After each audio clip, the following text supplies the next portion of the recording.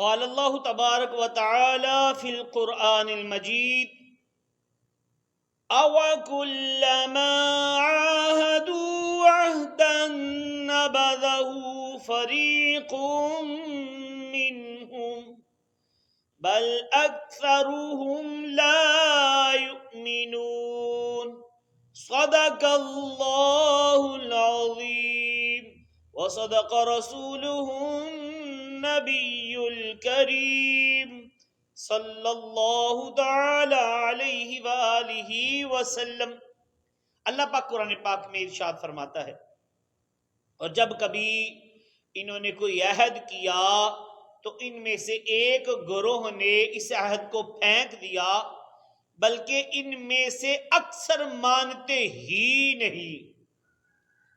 تو یہ ہم نے جو پارہ نمبر 1 سورہ بقرہ کی آیت نمبر 100 سننے کی سعادت حاصل کی ہے۔ آئیے آیت کریمہ سننے اور اس کی روشنی میں ملنے والے جو اسباق ہیں سیکھنے کی کوشش کرتے ہیں۔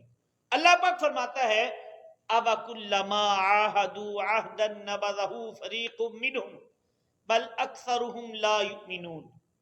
اور جب کبھی انہوں نے کوئی عہد کیا تو ان میں سے ایک گروہ نے اس عہد کو پھینک دیا، بلکہ ان میں سے اکثر مانتے ہی نہیں۔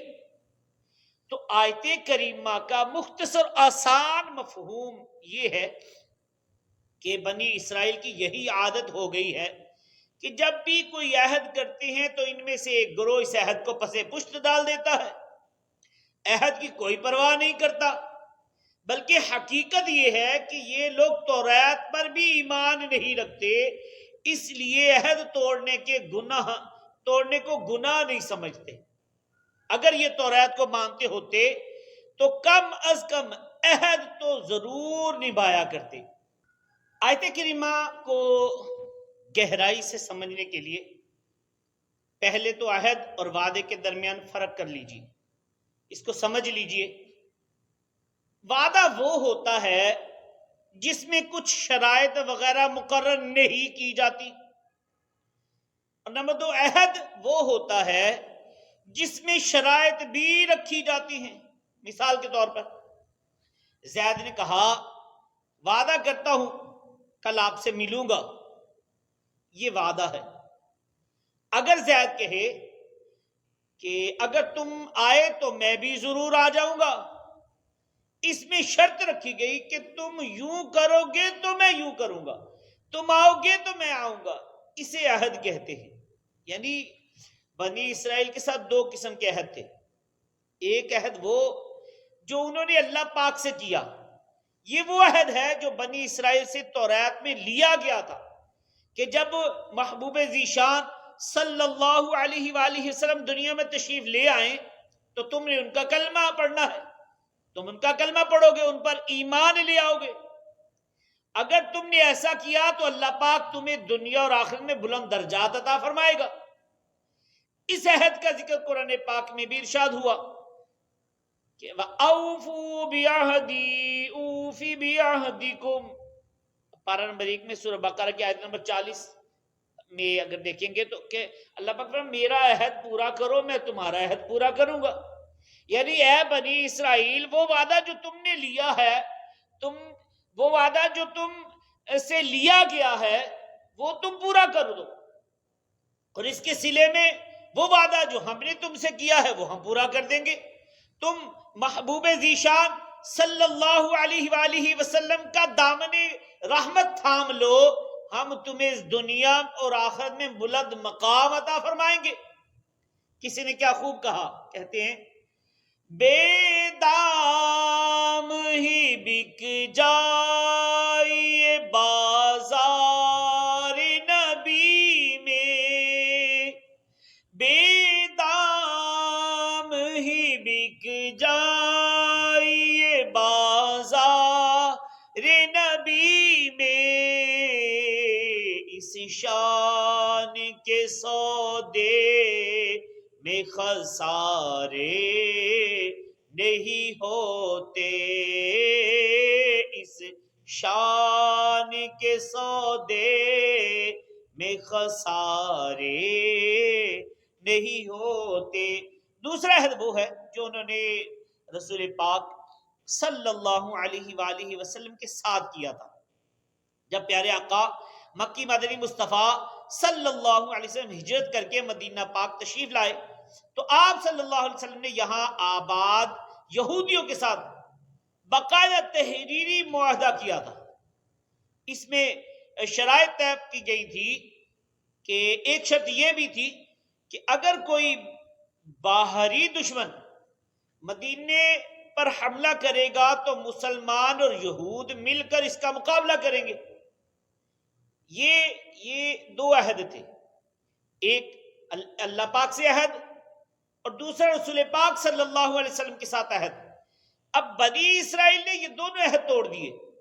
اللہ پاک سے کیا ہوا عہد یوں توڑا کہ رسول پاک صلی اللہ علیہ وسلم پر ایمان نہ لائے، اور رسول پاک صلی اللہ علیہ وسلم سے کیا ہوا عہد یوں توڑا کہ غزوہ احزاب کے موقع پر قریش کے ساتھ مل کر انہوں نے خود ہی مدینہ شریف پر حملہ کر دیا. یہ دونوں عہد انہوں نے توڑ دیے. اس پر اللہ پاک نے فرمایا أَوَكُلَّمَا عَاهَدُوا عَهْدًا نَبَذَهُ فَرِيقٌ مِّنْهُمْ بَلْ أَكْثَرُهُمْ لَا يُؤْمِنُونَ.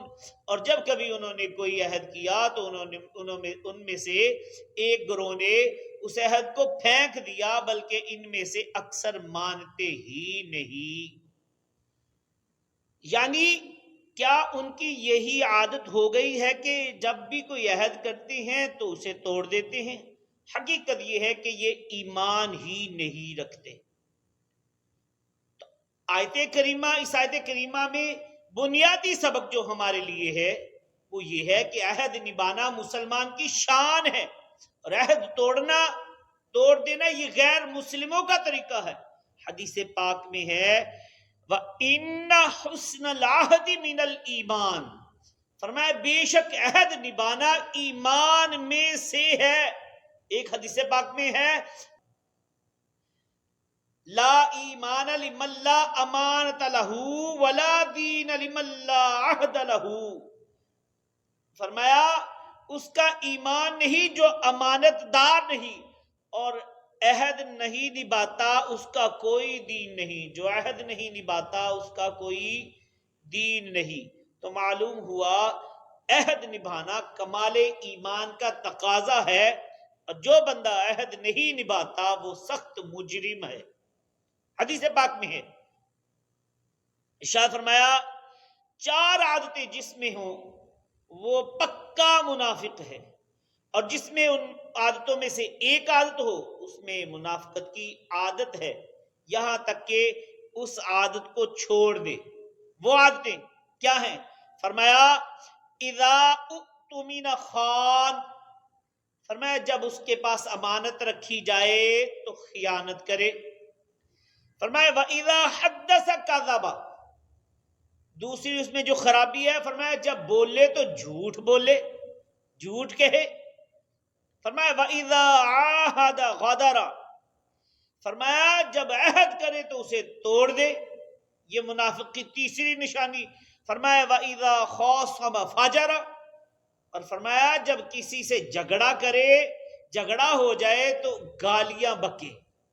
اللہ اکبر اللہ اکبر. تو معلوم ہوا عہد توڑنا ایمان نہیں بلکہ منافقت کی نشانی ہے. اس لیے عہد ہمیں چاہیے کہ عہد لازمی نبھایا کریں. جو لوگ پیسوں کی خاطر دنیاوی لالچ میں آ کر عہد توڑ دیتے ہیں ان کے متعلق قرآن پاک میں ارشاد ہوا اولئک لا خلاق لهم فی الآخرة ولا یکلمهم اللہ ولا ينظر إليهم يوم القيامة ولا يزكيهم ولهم عذاب أليم. پارہ نمبر 3 سورۃ آل عمران آیت نمبر 77. آیت مبارکہ میں اللہ پاک ارشاد فرماتا ہے ان لوگوں کے لیے آخرت میں کچھ حصہ نہیں، اور اللہ قیامت کے دن نہ تو ان سے کلام فرمائے گا اور نہ ان کی طرف نظر کرے گا، اور نہ انہیں پاک کرے گا، اور ان کے لیے دردناک عذاب ہے۔ تو یہ آیت کریمہ بھی یہودیوں سے متعلق ہی ہے۔ اس میں عہد توڑنے کے کل 5 نقصانات بیان کیے گئے۔ نمبر 1، جو عہد توڑتا ہے اس کا آخرت میں کوئی حصہ نہیں۔ نمبر 2 ہے اللہ پاک ان سے وَيُكَلِّمُ اللَّهُ، اللہ پاک ان سے کلام نہیں فرمائے گا۔ اور نمبر 3 ہے اللہ پاک ان کی طرف نظر رحمت نہیں فرمائے گا۔ اور نمبر 4، نہ ان کے گناہ دھوئے جائیں گے۔ اور نمبر 5، یہ ایسے عہد توڑنے والوں کے لیے دردناک عذاب ہے۔ صلو علی الحبیب صلی اللہ علی محمد صلی اللہ علیہ وآلہ وسلم۔